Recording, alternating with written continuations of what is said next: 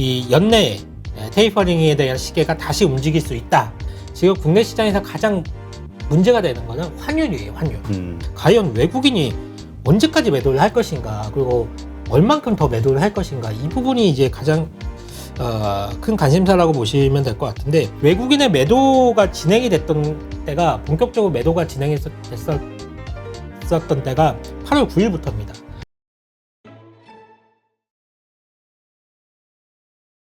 모신 분은요, 유한타증권 파이낸스 허브 강남점의 한상혁 과장 오셨습니다. 안녕하세요. 안녕하세요. 네, 일단 오늘 참 어이없는 하루네요. 네. 제가 아니, 지금 일단 시장의 흐름을 보니까 지난주까지는 예를 들어서 반도체의 어떤 D램 가격에 대한 어떤 문제를 이슈로 하면서 반도체주가 부러졌는데, 네. 근데 이번 주 슬금슬금 뭐 전체 주가가 좀 빠지더니 오늘은 그냥 확 전체 종목이 좀 빠지는 듯한 느낌이 들어요. 거의 상승 종목 수가 몇 개 안 나왔으니까요. 아마 10개 중에 한두 개 빼고는 다 내렸다라고 보시면 될 것 같은데요. 오늘 최근 들어서 오늘 시장뿐만 아니라 최근 들어서 시장 자체가 좀 어렵게 지금 진행이 되고 있는데, 오늘은 그동안 눈치만 봤던 이제 테이퍼링 이슈가 이제 훅 들어오면서 아침장을 맞이하게 되었어요. 공개된 의사록에 보면 연내 테이퍼링 시작에 대해서 연준 위원들 대부분이 좀 동의를 한다라는 부분이 좀 있었고, 물가 상승률 목표가 달성되었다는 언급도 있었습니다. 물론 이제 소수 의견 중에 아직은 고용 목표가 충족되지 못했다라는 의견도 있었지만, 어찌됐든 FOMC 의사록에서는 이 연내 테이퍼링에 대한 시계가 다시 움직일 수 있다, 이런 이제 우려감이 작용을 시작을 했고요. 미 증시도 이에 따라서 한 1% 정도 약세로 끝나면서 이 테이퍼링과 관련된 이슈가 부담을 가지고 우리나라 시장이 이제 장 개장을 맞이를 했고요. 근데 사실 이 테이퍼링 이슈는 상당히 좀 묵은 재료라서, 그렇죠. 모르는 투자자가 과연 있을까? 대부분 다 아는 재료잖아요. 그래서 이제 금융시장에 미치는 영향도 상대적으로 좀 제한적이었습니다. 그래서 미국 같은 경우에도 미국의 이제 주식시장에는 뭐 한 1% 내외 정도 약세가 보이긴 했지만, 채권시장 같은 경우에는 미국 채권금리가 전혀 변동폭이 없었거든요. 그 얘기는 이 테이퍼링을 대부분의 투자자들 그리고 시장에서는 어느 정도 다 인식을 하고 시장에 반영을 하고 있다라고 좀 이해를 하시면 될 것 같고요. 어찌됐든 이제 FOMC 정례 회의는 이제 9월, 11월, 12월 3번 남았습니다.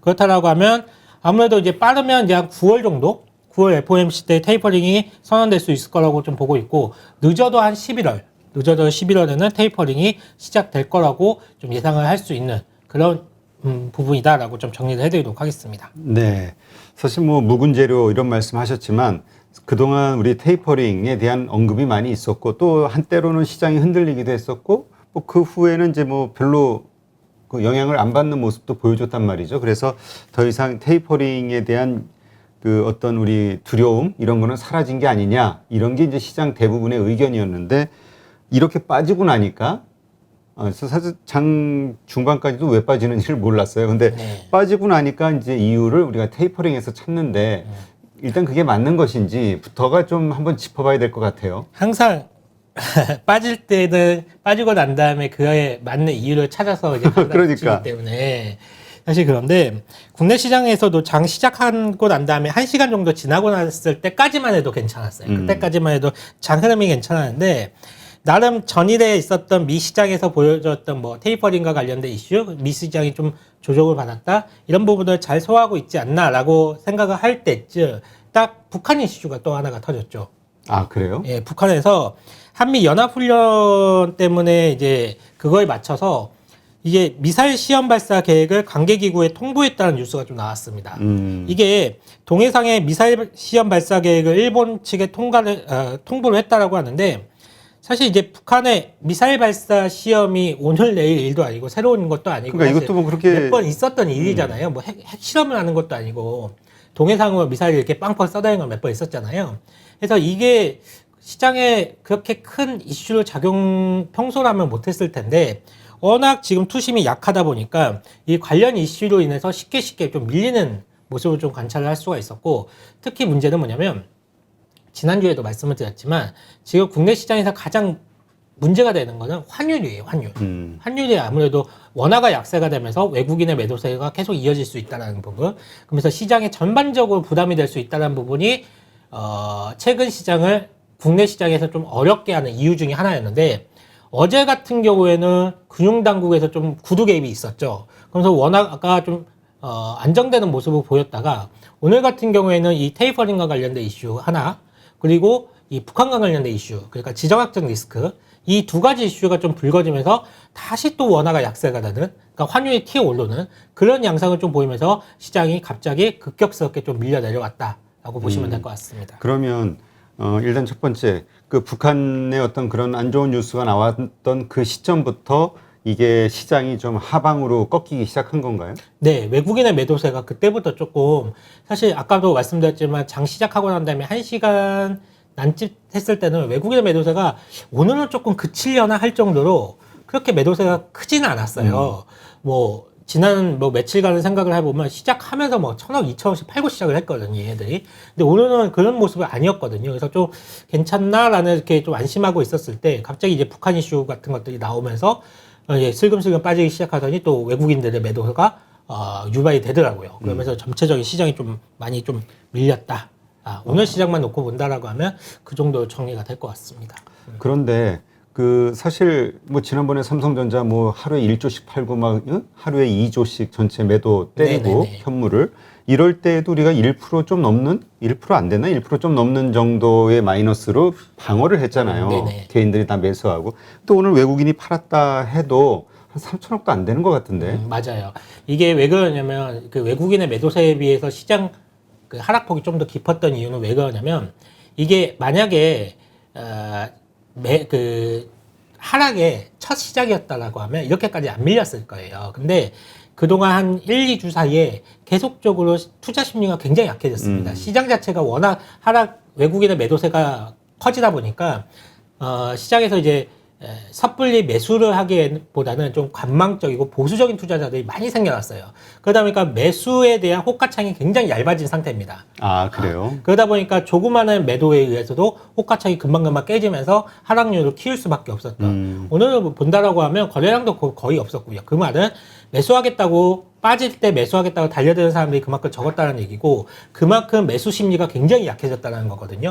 이런 부분들은 누적되어서 그렇습니다. 그동안 1, 2주 사이에서 외국인의 매도세가 계속 이어져 왔었고 그러면서 국내 증시가 굉장히 약했던 모습을 보여주었으니 굉장히 이제 심리적으로 많이 위축된 상태에서 오늘 역시도 외국인의 매도세가 이어지다 보니까 이거 섣불리 매수하면 안 되겠다 이런 심리가 좀 강했던 것 같아요. 네. 일단 뭐 코스피 지수로 보면 한 2% 정도, 그 다음에 코스닥은 한 3% 정도 빠졌는데 사실 개별 종목 단으로 들어가면 거의 뭐 5% 이상, 5% 전후로 다 빠진 것 같은 느낌이 들어요. 대형주, 네네. 우량주부터 시작해가지고. 네, 맞습니다. 문제는 이게 하락의 시작이냐. 더군다나 내일 또 금요일이잖아요. 또 네. 주말 앞두고 사람들의 투심은 더 안 좋아질 수밖에 없는데 이게 시작이냐 아니면 이게 마지막 어떤 신호일 것이냐. 근데 일단 우리가 그 거래량이 실리지 않는 어떤 가격의 큰 폭의 하락 이거는 어떤 의미로 받아야 되죠? 추가적인 하락이 있을 수 있다라고 일단은 뭐 기술적 분석상에서는 그렇게 해석을 하고 있는데요. 역시나 아직까지는 제가 바닥을 잡았다라고 느껴지지는 않아요, 사실. 왜 그러냐면 시장에서 바닥을 잡았을 때는 어떤 상황이냐면 정말 매도세가 투매가 나타나는 형상들이 있거든요. 그러니까 오늘처럼 뭐 이런 표현 써도 될지 모르겠지만 시장이 이렇게 질질질질 이렇게 새는 이런 양상에서는 바닥이 잡히지는 않습니다. 시장이 투매 형상도 나타나면서 진짜 훅 빠지는 경우가 있었거든요. 정말 이럴 정도로 이런 급격한 매도 물량들, 그러니까 신용과 관련된 물량들, 레버리지를 썼던 그런 물량들이 반대 매매를 동반을 하면서 급격하게 쏟아질 때 그때 시장이 정말 크게 한번 하락을 하고 그때 바닥을 잡고 올라가는 경우가 많거든요. 근데 오늘 거래량이라든지 오늘 시장의 하락의 형태를 본다라고 하면 아직은 바닥을 논하기는 좀 이르다. 그렇다고 하면 지금은 조금 보수적인 투자 관점이 필요한 시점인 거고 섣불리 매수하기에는 조금 부담스러운 시장이다. 라고 보고 있습니다. 자, 그러면 보수적인 투자 관점이라는 거는 내가 지금 주식을 들고 있어요. 그럼 매도를 해야 된다는 의미입니까? 사실 저희들 입장에서는 기계적인 매도를 하라라고 말씀을 드리거든요. 그러니까 뭐 포트내에 뭐 5개 또는 6개 뭐 이런 식으로 종목들이 가지고 있을 거 아니에요. 그럴 때는 기계적으로 5%든 10%든 전체적으로 좀 잘라내면서 현금 비중을 확대하라고 말씀을 드려요. 그러니까 이게 지금 시장이 하락하는 이유가 외국인의 매도 때문에 지금 하락을 한다라고 본다라고 하면 외국인의 매도로 촉발돼서 환율이 상승하고 이런 요인들 때문에 시장이 한다라고 하면 변화되는 모습이 보여줘야 돼요. 즉 외국인들이 매도세가 멈추고 매수한다는 모습을 보여준다든지 또는 환율이 조금 그러니까 원화가 강세가 되는 모습을 보인다든지 이렇게 뭔가 시장에서 변화되는 모습을 보인다라고 했을 때는 다시 매수가 가담하는 것은 그 타이밍을 잡는 건 좋을 것 같은데 또는 앞서 말씀드렸지만 가격이 무척 싸졌을 때 하락을 했는데 정말 투매가 나타나면서 이건 누가 봐도 할 정도로 공포심이 물려올 정도로 가격이 싸졌을 때 그때는 우리가 매수를 할 수 있습니다. 만약에 타이밍을 잡아봐도 될 것 같은데 지금으로서는 바닥을 잡기는 조금 이른 시점이지 않을까. 그래서 그때까지는 조금 기다려 보시는 게 나을 것 같고 현금 비중을 조금 최대한 확보하는 게 좋을 것 같고요. 사실 포트폴리오 내에서 현금 비중 확보하라는 말씀을 드릴 때 같이 드리는 팁이 뭐가 있냐면 내 종목들 중에 보신다라고 하면 플러스 난 종목들도 있을 거고 마이너스 난 종목들도 있을 거잖아요. 이렇게 보세요. 보시면 대부분 개인 투자자들이 어떻게 매매를 하시냐면 매도를 할 때 플러스 난 종목들을 일단 매도하십니다. 그렇죠. 그리고 이제 마이너스 난 종목들을 이제 물 탄다든지 추가 매수할 기회를 이제 노려보시거든요. 근데 이렇게 하시면 절대적으로 안 돼요. 반대로 하셔야 됩니다. 플러스 난 종목들 중에서 시장이 하락할 때 오늘 같은 경우에도 상승한 종목들이 있을 거예요. 그러면 강한 종목을 살려놓으셔야 돼요. 그리고 제일 약한 종목부터 쳐내셔야 됩니다. 그게 하나의 팁이라고 할 수가 있을 것 같은데 아마 이런 부분들은 조금 개인 투자자분들이 좀 어려운 방법일 수는 있겠지만 그래도 한번 노력을 해보셔라. 내 포트 내에서 가장 약한 종목부터 일단은 제거해 나가고 최대한 포트를 압축해내서 강한 종목들을 가지고 꾸려 나가시는 게 향후 시장이 반등이 나왔을 때 오히려 더 강한 수익률이 나올 수 있다. 라고 보고 있습니다. 네. 사실 우리가 8월달 시작했을 때 8월달 어쩌면 위기가 올 수도 있을지 모르겠다. 저 잭슨홀 미팅이 됐든 이런저런 얘기하면서 현금 비중에 대한 이야기도 좀 하긴 했었는데 그런데 이제 사실 첫 번째 주 말쯤 해가지고 외국인의 대량 매수가 들어오면서 상승하면서 이거 시장이 다시 긍정적으로 가네? 이렇게 딱 했는데 반도체로 하루아침에 딱 꺾이더니 그냥 슬금슬금 지금 말씀하신 대로 별 이유 없이 새로운 어떤 하락시킬 만한 이유는 없었던 거잖아요. 테이퍼링 다 이미 나왔던 얘기들이고. 네, 맞아요. 확실히 투자 심리가 매우 약해졌다. 이게 동의가 될 수밖에 없네요. 네, 투자 심리가 굉장히 약해졌다 보시면 될 것 같고 지금 가장 큰 문제는 외국인이에요. 외국인의 행태가 이게 지금 계속적으로 매도가 나오니까 과연 외국인이 언제까지 매도를 할 것인가 그리고 얼만큼 더 매도를 할 것인가 이 부분이 이제 가장 큰 관심사라고 보시면 될 것 같은데 저도 사실 외국인이 왜 이렇게 매도하는지 뚜렷한 이유를 모르겠습니다. 지금 사실 다만 이제 2018년 그 당시와 좀 비슷한 느낌을 좀 가지고 있거든요. 당시에 2018년도에 생각을 해보신다라고 하면 몇몇 외국계 증권사에서 국내 반도체주에 대한 투자 의견을 좀 하향 조정했었어요, 그 당시에.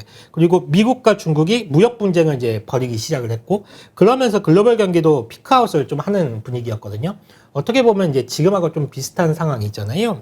근데 또 가만히 생각을 해보면, 이게 또 2018년하고 그렇게 또 같지는 않거든요. 제가 준비된 그림을 하나 보신다라고 하면, 2018년도에는 이게 이제 빨간색이 코스피 지수고, 좀 진한 검정색이 삼성전자, 회색이 이제 SK 하이닉스 같은데 이게 이 당시에는 지수를 이렇게 상승시켰던 요인이 삼성전자하고 하이닉스가 상승을 이끌었단 말이에요. 그러면서 앞서 말씀드렸지만 외국계 증권사에서 삼성전자와 하이닉스에 대한 의견을 하향 조정을 하면서 주가가 빠졌습니다. 그때도 역시 모건스탠이었죠. 예. 그러면서 코스피 지수도 이렇게 좀 내려왔잖아요. 네. 근데 지금은 상황이 좀 다른 게 이게 지수가 이렇게 좀 이렇게 올라오는 과정 속을 본다라고 하면 최근에 이제 지수가 이렇게 올라온 과정 속을 본다라고 하면 이 지수의 상승을 삼성전자하고 하이닉스가 이끌어낸 게 아니에요. 다른 여타 종목들이 이끌어낸 거거든요. 그렇죠. 그렇기 때문에 삼성전자와 하이닉스가 연초 대비해서 하락했음에도 불구하고 코스피 지수는 여전히 이제 상승, 연초 대비해서 상승 지수에 때 있는 건데, 그렇기 때문에 2018년하고 또 이게 상황이 똑같지도 않다라고 좀 생각이 드는 부분도 있고, 그럼 무엇일까? 과연 외국인들이 매도가 왜 이렇게 계속 나오나, 이렇게 좀 곰곰이 생각해 본다라면 이런 생각도 또 가지게 돼요. 올해 같은 경우에는 유례가 없을 정도로 대형 IPO가 많았습니다. 맞아요. 보시면 딱 생각만 한다 하더라도 크래프톤, 그 카카오뱅크, 그리고 SK 바이오사이언스, 쓱바사라고 이제 저희는 줄여서 부르는데, 예, 쓱바사라고 이제 줄여서 부르는데, 이들 모두가 이제 국내에서 시가총액 순위를 본다면 20위권 안에 들 정도로 굉장히 큰 대여급이었거든요. 근데 보통 이제 패시브 자금을 운영하는 외국인들 입장에서 본다라고 했을 때, 이렇게 새로운 대형급 신진 그 종목이 등장을 하게 되면 지수의 이렇게 상승 이렇게 편입이 된다라고 하면 기존에는 종목들 중에서 비중을 줄여요. 왜냐면 이 종목들이 지수 내에 들어와야 되니까. 그러면 기계적으로 했을 때 기존에 있던 종목들을 일정 비율로 줄여서 새로운 종목을 이제 지수 내에 편입을 하거든요. 그렇기 때문에 이 대형주들이 새롭게 상장하는 거는 늘 새롭게 지수단에서 본다라고 하면 항상 좀 수급상에서는 안 좋은 요인이 될 수가 있었거든요. 그렇다라고 하면 외국인의 매도는 기계적인 매도, 기계적으로 패시브 자금상에서의 그런 리밸런싱 매도라고 생각을 한다라고 하면 기계적인 매도일 가능성이 높고, 그렇다라고 하면 이 매도세는 다음 달 9월 9일 선물옵션 동시만기일까지 좀 이어질 수가 있고, 그 이후부터는 조금 바뀔 수도 있다. 외국인의 매도 행태가. 그렇게 좀 생각을 해볼 수가 있는 것 같은데, 이 부분도 좀 말씀을 드리기가 좀 조심스러운 게, 이 부분만 가지고 또 설명이 안 되는 부분들이 있어요. 어떤 게 또 설명이 안 되냐면, 그러니까 여러 가지 요소들이 합쳐서 하나의 현상을 만들어내겠죠. 예, 맞습니다. 그래서 제가 말씀을 드린 거는 앞서 서두에 말씀드렸지만, 외국인의 매도세가 어떤 이유인지 정확하게 모르겠다는 말씀을 드리는 거예요. 그러면서 여러 요인들을 지금 시장에서 언급되는 요인들을 지금 말씀을 드리는 건데, 사실 그 패시브 자금의 기계적 이탈만 가지고 설명 안 되는 부분이 뭐냐면 바로 환율이에요. 환율 같은 경우에는 다시 이제 그림을 보시면 잘 아시겠지만, 최근 일주일 사이 주요 이머징 통화 성과를 나타낸 그림인데요. 좀 진한 파란색이 최근 한 달이고요. 좀 연한 파란색이 최근 일주일이거든요. 최근 일주일에 하락폭을 본다라고 하면, 이게 이제 기준선을 대비해 가지고 밑에 있으면 원화가 그만큼 약세가 됐다는 의미인데, 이머징 국가 다른 국가들하고 비교를 했을 때 한국의 원화가 지나치게 지금 약세 구간으로 좀 접어들고 있어요. 최근 일주일만 놓고 본다라고 하더라도 뭐 브라질, 필리핀보다 한국의 원화가 약하거든요. 지금 굉장히 좀 약한 모습을 보이고 있고, 이 원화가 약세가 되는 이유가 그럼 달러가 강해서 그러냐, 이게 그런 이유가 아니라는 게, 이게 왼쪽 같은 경우에는 원달러고요. 원달러 그림이고, 오른쪽 같은 경우에는 달러 인덱스 그림이거든요. 보시면 달러 인덱스 같은 경우에는 보시면 한 7월 수준, 7월 고점 수준에서 지금 머물고 있잖아요. 근데 지금 원화 같은 경우에는 이게 지금 이 수준을 벗어나서 위로 지금 튀고 있잖아요. 이 말은 뭐냐면 달러 자체가 강한 게 아닙니다. 지금은 달러 자체가 강한 게 아니라 그냥 원화가 약한 거예요. 원화가. 그래서 도대체 대한민국에 무슨 일이 있기 때문에 대한민국의 통화인 이 원화만 이렇게 유달리 약한 거냐, 이런 부분에 대해서 지금 계속적으로 생각을 좀 하고 있는데, 외국인의 매도가 진행이 됐던 때가, 본격적으로 매도가 됐었던 때가 8월 9일부터입니다. 이때부터 진행된 매도 규모가 한 7조 7천억 정도? 그 정도 매도가 나왔었고, 현물? 예, 현물만. 그 선물 매도까지 합하면 10조 원이 넘어가요, 지금 외국인의 매도가. 네. 사실 이 정도 매도 규모가 저는 제 기억에는 없어요. 그러니까 이렇게 단기간에 한 1, 2주 사이에 한 10조 원 정도의 매도가 쏟아졌던 기억이 제 기억은 없습니다.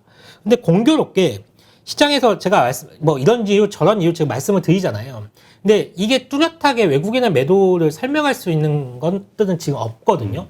그렇다 보니까 시장에서는 범인을 반도체를 몰고 가는 거예요. 지금 너 때문에 그러는데, 반도체를 이제 몰고 가는 건데, 이게 또 그 이유가 또 맞아떨어지는 게, 또 삼성전자와 하이닉스의 매도세가 진행이 됐던 게 공교롭게도 8월 9일부터예요. 그때부터 매도세가 나왔었고, 삼성전자에 한 6조 7천억, 그리고 하이닉스에 한 2조 원 가까운 매도가 나오면서 한 9조 원 가까운 매도가 이 두 종목에서만 나왔으니까, 외국인의 매도세가 지속됐던 거는 이 반도체 너희들 때문에 지금 매도가 나오는 거다. 이런 식으로 이제 지금 풀고 나가는 거거든요.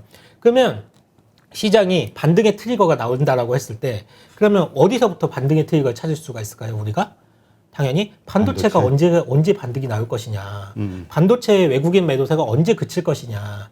여기서 힌트를 얻어서 우리가 시장의 반등의 시나리오를 한번 써봐야 된다라고 보고 있습니다. 참 아리송한 게 외국인들이 반도체에 이렇게 매도를 하고 있는데 이 매도세를 지금 국내 개인 투자자들이 다 받아내고 있습니다. 지금. 그러니까 이게 좀 네, 대단한 10조 원 가까운 매도세를 지금 다 받아내고 있는데 삼성전자의 소액주주들이 한 500만 명 지금 된다라고 해요. 지금 500만 명 정도 된다고 하는데 제가 보시면 그림이 지금 6월까지 한 454만 명이라고 지금 나와 있잖아요. 근데 이번에 이제 8월 들어서 삼성전자 주가가 급락을 했잖아요. 그래서 한 50만 명 가까이가 더 샀다고 합니다. 지금 새롭게. 그러니까 지금 500만 명이 삼성전자 주식을 갖고 있는 건데 대한민국에서 주식을 하는 인구가 한 1000만 명 정도 된다라고 하니까 절반 이상이 지금 삼성전자 주식을 갖고 있는 거고 그 말은 대부분이 다 물려 있다 지금 삼성전자에. 그렇죠. 좀 볼 수가 있을 것 같습니다. 볼 수가 있죠. 근데 지금 이제 여러 가지 현상에 대해서 이제 이야기하실 때 그 외국인의 이제 현물 매도, 선물 매도 이야기를 하셨는데 제가 지금 삼성자산운용이죠. 삼성자산운용의 그 ETF 본부장 이분의 백그라운드는 최창규 본부장인가요? 하여튼 16년간 그 파생 애널리스트를 하신 분인데 이분의 분석을 들어보니까 7월 달까지도 외국인들은 주식시장이 상승한다는 거에 이 베팅을 했다고 하더라고요. 그래서 3조 정도의 선물 물량을 가지고 있었는데 8월 초까지도 그러니까 롤오버를 해가지고 그대로 들고 있었다가 지금 최근에 3조를 매도했잖아요. 네. 그래서 우리는 기본적으로 외국인이 한국 시장을 하락으로 보는 거냐라고 보는데 그건 아니고 지금 중립 의견이라고 그러더라고요. 그러니까 3조 상승할 거라고 봤던 선물 3조를 갖다가 매도했기 때문에 지금 제로. 앞으로 시장 방향성을 그러니까 어떻게 될지 자기도 이제 조심한다는 거죠. 네. 그러니까 이런 이유, 그러니까 아직은 우리가 포기하기는 이르다, 하락으로 간다라고 생각하기는 이르다라고 생각할 수도 있는데, 근데 이게 또 한 가지 우리 한국 시장의 약점이 이분 말씀에 의하면 이 신흥국이 불안정하면은 이 헤지 펀드들부터 시작해서 전체적인 글로벌들이 헤지 성격의 여러 가지 수익 게임률이 한국 선물이 너무나 쉽다는 거예요. 맞아요. 그러니까 한국 선물을 공격하니까 그거에 대한 그 신흥국의 헤지를 한국 시장의 선물로 해결을 하다 보니까 우리가 변동성이 그냥 맞습니다. 그 얘기는 저도 100% 공감하고 있는 부분인데 그 IMF 이후에 우리나라에서 선물 시장을 크게 좀 개방을 하면서 외국인 이런 논란이 좀 많이 있죠. 외국인의 놀이터가 되어버렸다. 그렇죠. 되어버렸다. 뭐라 하죠?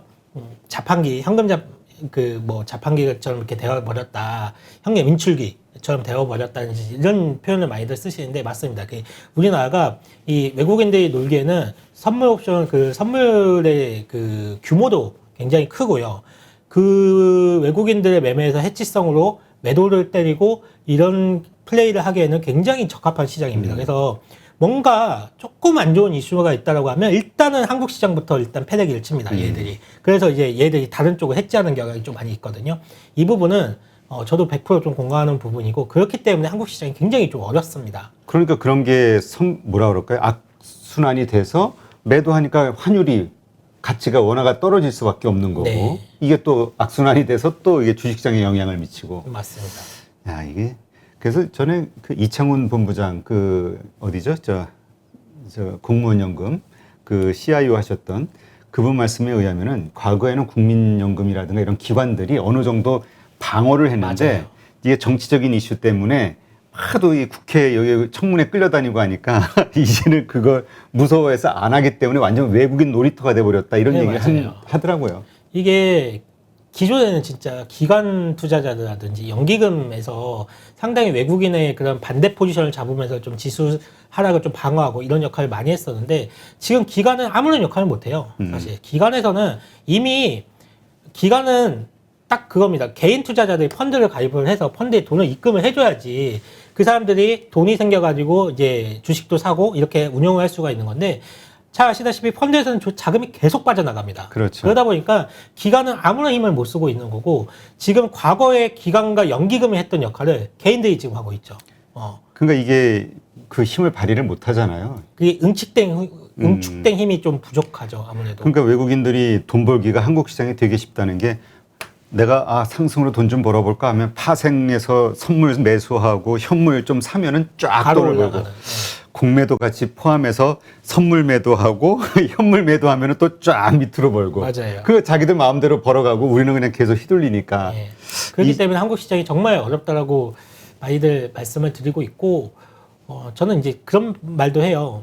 워런 버핏이 만약에 한국에서 태어났으면 어렵다? 절대 지금 같은 성공 못한다. 이미 파산을 했을 거다라는 말씀도 드리거든요. 그렇죠. 참 어려운 시장입니다. 맞아요. 그리고 또 그 부분도 이야기를 하더라고요. 많은 분들이 아까 얘기했듯이 새로운 IPO 공모주들이 나오니까 그걸 이제 신규 코스피 200이 됐든 그 다음에 MSCI에서도 편입을 하든 그러면 일정 비율을 사야 되니까 패시브 자금이 신흥국 쪽으로 들어오는 게 없으니 가지고 있던 물량을 또 팔아가지고 그 새로 사야 되는 어떤 네. 리밸런싱을 해야 되다 보니까 이게 또 결국은 또 유동성의 문제가 되는 거고 네, 맞아요. 악순환이 자꾸 되는 것 같아요 지금. 그러니까 뭔가 복합적으로 수급적인 부분도 지금 부담이 되는 요소들이 있고, 뭐 지정학적 리스크도 좀 부담이 되는 부분도 있고, 테이퍼링 이슈도 이머징 시장에는 그렇게 달갑지 않는 이슈이고, 이런 요인들이 하나하나가 다 모아지면서 특히 한국 시장 같은 경우에는 이제 반도체를 먹고 사는 국가인데 또 이 반도체에 대한 논란도 좀 다시 이렇게 일어나면서 좀 어려운 시장이 좀 계속적으로 이어지고 있지 않나라고 좀 보고 있습니다. 네, 하여튼 참 어려운 상황입니다. 이럴 때일수록 일단 개인 투자자 입장에서는 뭐 성질은 나지만 이 외국인하고 이 엄청난 외국인 세력과 맞서서 싸우기에는 우리 힘이 약하니 이들을 잘 활용하는 수밖에 없지 않냐라는 현실론이 가장 지금 현실적인 대안이 될 수밖에 없잖아요. 그러니까 아주 신규 매수와 관련해서는 좀 조심해야 되는 상황 이렇게 네, 이해를 맞아요. 하면 되겠네요. 네, 맞고요. 제가 뭐 그림 하나 또 말씀하시길래 그림 하나 또 같이 준비해 놓은 거 있네요. 보시면 개미는 팔고 외국인이 산 이 주식 수익률 승자는라고 하면서 개미가 풀매수한 종목은 삼성전자, 하이닉스, 현대차, 그리고 외국인이 담은 종목은 LG화학, 삼성 SDI, 삼성바이오로지스. 딱 보신다라고 하더라도 외국인이 집중적으로 매수한 종목들은 지금 최근에 주가 흐름 보시면 굉장히 좋습니다. 오늘 같은 경우에도 상당히 좀 선방하는 모습을 좀 보여주었고, 안타깝지만 개인들이 매수한 종목들은 지금 굉장히 좀 어려운 국면에 많이 처해 있거든요. 그렇다라고 하면 이렇게 외국인들이 계속적으로 연속성을 가지고 매수하고 있는 종목과 산업에서 수익이 난다라고 볼 수가 있기 때문에 우리가 개인 투자자들이 또 이런 것도 포트폴리오 또 자율스럽게 좀 바꿀 수가 있잖아요. 그렇기 때문에 이 외국인들이 좀 집중적으로 매수한 종목들을 우리가 따라 사는 것도 지금 시장을 좀 슬기롭게 헤쳐나가는 길이지 않나라고 보고 있습니다. 네.